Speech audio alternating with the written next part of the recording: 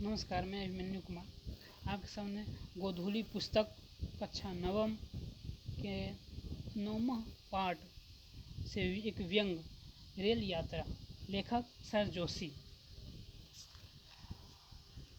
Rail विभाग के मंत्री कहते हैं भारतीय रेलें तेज़ी से प्रगति कर रही है। ठीक कहते हैं। रेल हमेशा प्रगति करती रहती है। जैसे ये मुंबई से प्रगति करती है, दिल्ली पहुंच जाती है, और दिल्ली से प्रगति करती है, मुंबई पहुंच जाती है। अब यह दूसरी बात है कि बीच में कहीं रुक जाती है, लेट हो जाती है, पर देखिए ना, प्रगति की राह में रोड़े कहाँ नहीं आते हैं। राजनीतिक पार्टियां के रास्ते में आज में आते हैं, देश के रास्ते में आते हैं, तो यह तो बेचारी रेल है। आप रेल की प्रगति देखना चाहते हैं तो किसी रेल सर डिब्बे में घुस जाइए। बिना गहराई से घुसे आप सच्चाई को महसूस नहीं कर सकते हैं। हमारे यहाँ कहा जाता है कि ईश्वर आपकी यात्रा सफ़र करे। आप पूछ सकते हैं कि इस छोटी सी रोज़मर्रा की बात को ईश्वर पे क्यों घसीटा जाता है। ज़रा सोचिए, रेल की यात्रा में ईश्वर के सिवा आपका है कौन? एक वही तो है जिसका नाम लेकर आप भीड़ में जगह बनाते हैं। भारतीय रेल में तो यह है कि आप आत्मा को परमात्मा और परमात्मा को आत्मा। अगर आपके पास टिकट आपके हाथ में है, पास में सामान कम और जेब में पैसा ज़्यादा है, तो आप मंजिल तक पहुंच जाइएगा, फिर चाहे बर्थ मिले या ना मिले। अरे भारतीय रेलें का काम तो बस कर्म करना है, फल की चिंता वह नहीं करती है। रेलों का काम एक जगह से दूसरी जगह जाना है। यात्री की जो भी दिशा हो, जिंदा रहे या मुर्दा, भारतीय रेल का काम उसे पहुंचा भर देना है। अरे जिसे जाना है वह जाएगा, बर्थ पे लेट कर जाएगा, पैर पसार कर जाएगा। जिसमें मनोबल, आत्मबल, शक्ति, शारीरिक शक्ति, दूसरे किस्म के बल हैं, उसे यात्रा करने से कोई रोक नहीं सकता है। वे तो शराफत की अनिर्णय के मारे होते हैं, जो यूं खड़े रहते हैं, वेटिंग लिस्ट में पड़े रहते हैं।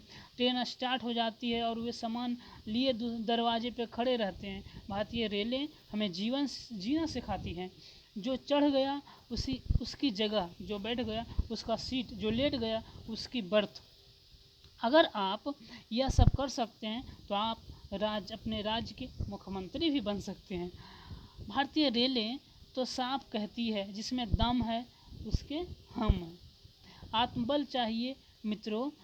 जब रेलवे नहीं चली थी तो यातनाएं कितनी कष्टप्रद थी। आज रेलें चल रही है, यात्राएं फिर भी कष्टप्रद है। यह कितनी खुशी की बात है कि प्रगति के कारण हमने अपना इतिहास नहीं छोड़ा है। दुर्दशा तब भी थी, दुर्दशा आज भी है। ये रेलें, ये हवाई जहाज़, ये सब विदेशी है। ये न हमारा चरित्र बदल सकती है, न हमारा भाग्य बदल सकती है। भारतीय रेलें ने एक बात सिद्ध कर दी है कि बड़े आराम से मंजिल छोटे आराम से तय होती है, और बड़ी पीड़ा के सामने छोटी पीड़ा नगण्य है। जैसे कि आप उदाहरण के अनुसार, जैसे कि आप ससुराल जा रहे हैं, महीने भर पहले आरक्षण करा लिया है, घंटे भर पहले स्टेशन पहुंच गए हैं, बर्थ पर बिस्तर फैला दिया है और रेल की उस दिशा दौड़ने लगी है जिस दिशा में आपकी ससुराल है। तो ससुराल बड़ा आराम है और आरक्षण छोटा आराम है। बड़े आराम की मंजिल छोटे आराम से तय होती है। इसलिए बड़ी पीड़ा के सामने छोटी पीड़ा नगण्य है। मान लीजिए कि आपके पिता मर गए हैं, माफ़ कीजिए मैं ऐसा उदाहरण दे रहा हूँ, भगवान उनकी उम्र लंबी करे, और अगर पहले से मर गए हों तो आप लंबी करें, पहले से मर गए हों तो आप खबर सुनते,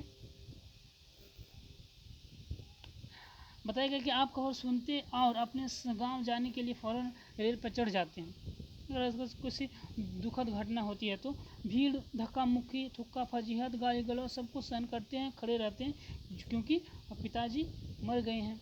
बड़े पीड़ा के सामने छोटी पीड़ा नगण्य है। कोई घटना हो गया। एक ऐसी उदाहरण देता हूँ कि मानिए आप एक कुमारी लड़की हैं, आपके दोस्त कहता है कि जब जिस लड़की से तुम्हारी शादी की बात चल रही है वो होसागंज बाद आपके अपने मामा के घर आई है, देखना चाहो तो फ़ौरन जाकर देख देखा आरक्षण का समय नहीं है, कोई आया लड़का अब न देखा ताव, वह रेल पे के डिब्बे पे चढ़ गया। वही भीड़ भाड़, धक्का मुक्की, थुका फजीहत, गाली गलौज, मगर क्या करे। लड़की की शादी जो करनी है, लड़की की शादी जो करनी है, जीवन भर का मुसीबत जो उठानी है, बड़ी पीड़ा के सामने छोटी पीड़ा नगण्य है। भारतीय रेल का विकास में बड़ा योगदान देती है। प्राचीन मनुष्यों ने कहा है कि जीवन की अंतिम यात्रा में आदमी खाली रहता है। क्यों भैया? पृथ्वी से स्वर्ग तक या नरक तक भी रेलें चलती है। जाने वाले की भीड़ बहुत ज़्यादा है। भारतीय रेलें भी हमें यही सिखाती है कि सामान रख दोगे तो बैठोगे कहाँ, बैठ जाओगे तो सामान रखोगे कहाँ, दोनों कर दोगे दूसरा कहाँ बैठेगा। वो बैठ गया तो तुम खड़े रहोगे, खड़े हो गए तो फिर सामान कहाँ रखोगे। इसलिए आलसी यात्री वे जो असली यात्री वो है जो खाली हाथ, टिकट का वजन उठाना भी इसे कबूल नहीं। प्राचीन ऋषि मुनियों ने अस्तित्व मरने की बात बताई है। भारतीय रेल चाहती है कि जीते जी आ गए, चरम स्थिति, परम हल्की अवस्था, खाली हाथ, बिना बिस्तर, मिल जा बेटा अनंत में। सारी रेलों का अनंत ऊपर जाना है। टिकट क्या है? दे धरे का दंड है। टिकट है, दे धरे का दंड है।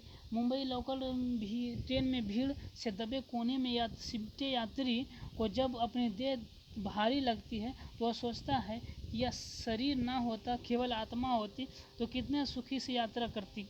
भारतीय रेलें हमें मृत्यु का दर्शन समझाती है और अक्सर पटरी से उतरकर उसकी महत्ता का भी अनुभव कराती है। कोई नहीं कह सकता कि रेल चढ़ने के बाद वह कहाँ उतरेगा, अस्पताल में या श्मशान में। लोग रेलों की आलोचना करते हैं।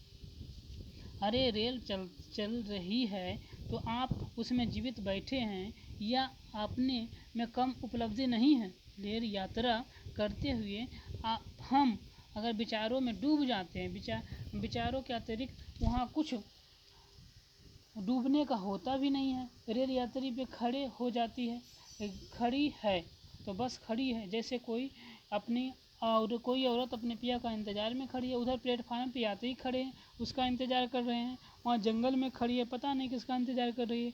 खिड़की पे चेहरे टिकाए हम सोचते रहते हैं। पास बैठा यात्री पूछता है, कहिए साहब, आपका क्या ख्याल है, इस कंट्री का कोई फ्यूचर है या कि नहीं? पता नहीं। आप कहते हैं अभी तो ये सोचिए कि इस ट्रेन का कोई फ्यूचर है या नहीं। फिर एकाएक रेल का मूड आ जाता है, वह चल पड़ती है। जब हिलते डुलते किसी सुंदर स्त्री का चेहरा देखते चल पड़ते हैं, फिर किसी स्टेशन पर वह सुंदर स्त्री भी उतर जाती है। एकाएक लगता है कि सारी ट्रेन खाली हो गई है। मन करता है कि हम भी उतर जाएं, पर भारतीय रेलों में आदमी अपने टिकट को से मजबूर होता है। जिसका जहाँ का टिकट होता है वह वहीं उतरता है। उस सुंदर स्त्री का यहाँ का टिकट था, वह यहाँ उतर गई। हमारा आगे का टिकट है, हम वहाँ उतरेंगे। भारतीय रेल कहीं ना कहीं अपना हमारे मन को छूती है।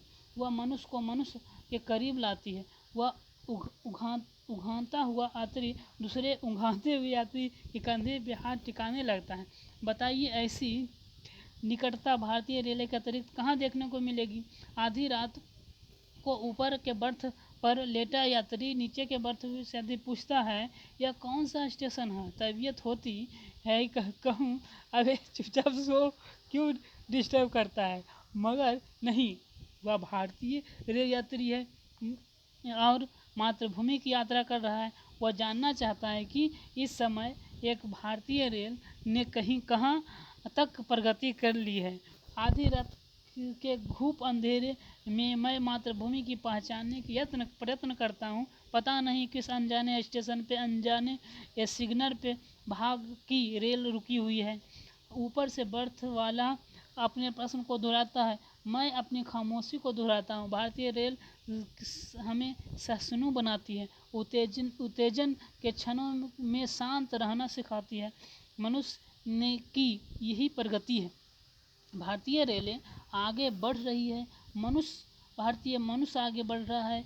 अपने भारतीय मनुष्य को भारतीय रेल के पीछे भागते देखा होगा।